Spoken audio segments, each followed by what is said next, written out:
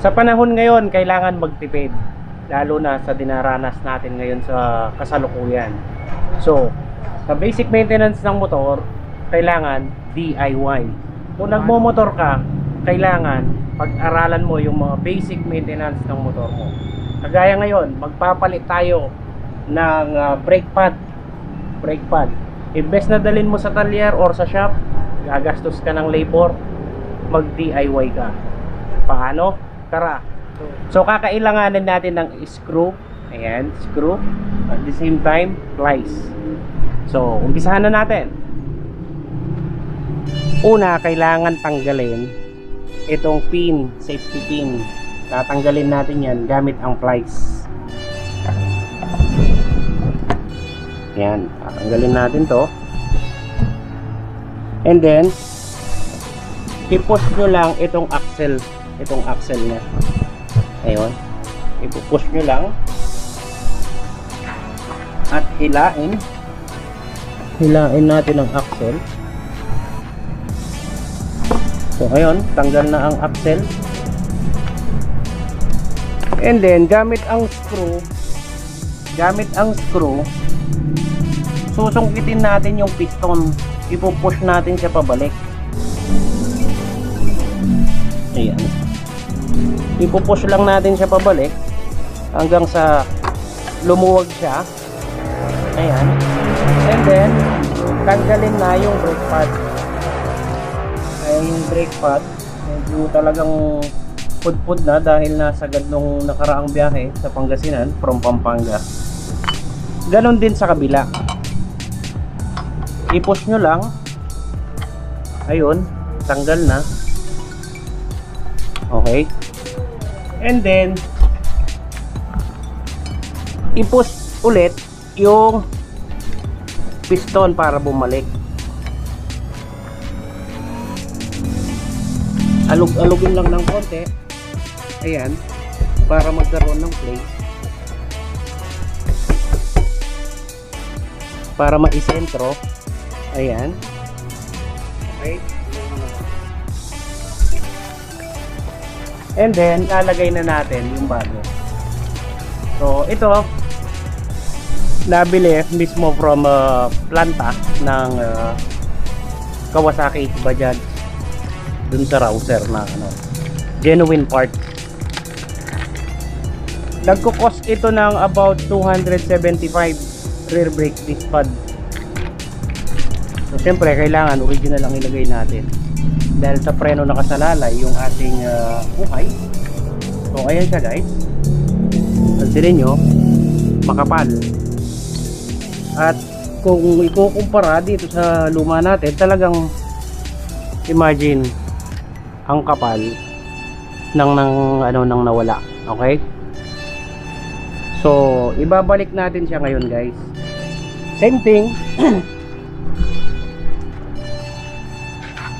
Ipupush lang ito, i-push mo lang siya, and then make sure lapat na lapat din. Ito kasi may tatamaang lock dun sa loob. So ayun,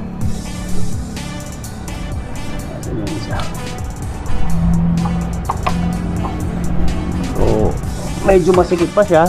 Pag masikip pa, luwangan mo lang dito. Luwangan mo lang uli siya.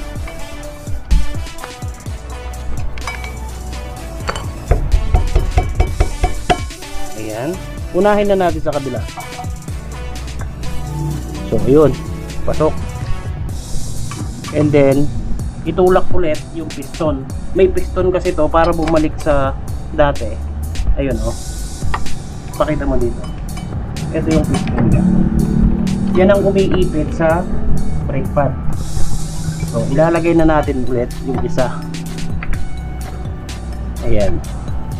So pag nakalagay na, isalpak ulit yung axle. Sasalpak natin yung axle. Medyo masikip nga lang ng konti yung dadaanan. Ayan. So pasok na siya. And then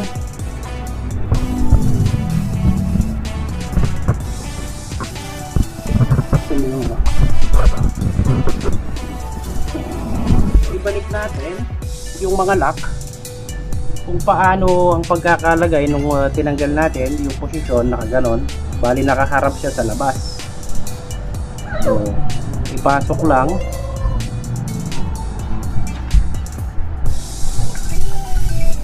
pasmado ang kamay, ipapasok lang natin siya sa butas. So yun, pasok na.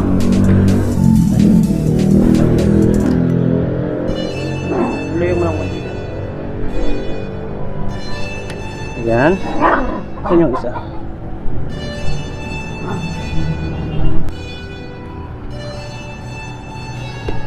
So ayun, nandiyan na, pasok na. Kung makikita nyo guys, ayan, okay na siya. Ito ang mga aking alaga. And then kailangan mong i-pump yung preno. I-pump mo siya ng several times. Ipapump mo lang siya para yung piston bumalik dun sa dati. Okay. Ayun.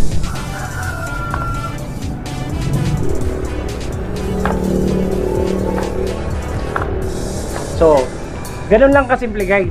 Ganun lang kasimple, nakatipid ka na, di ba? So that's it for today guys. This is Walgold once again saying spread the love and make it work.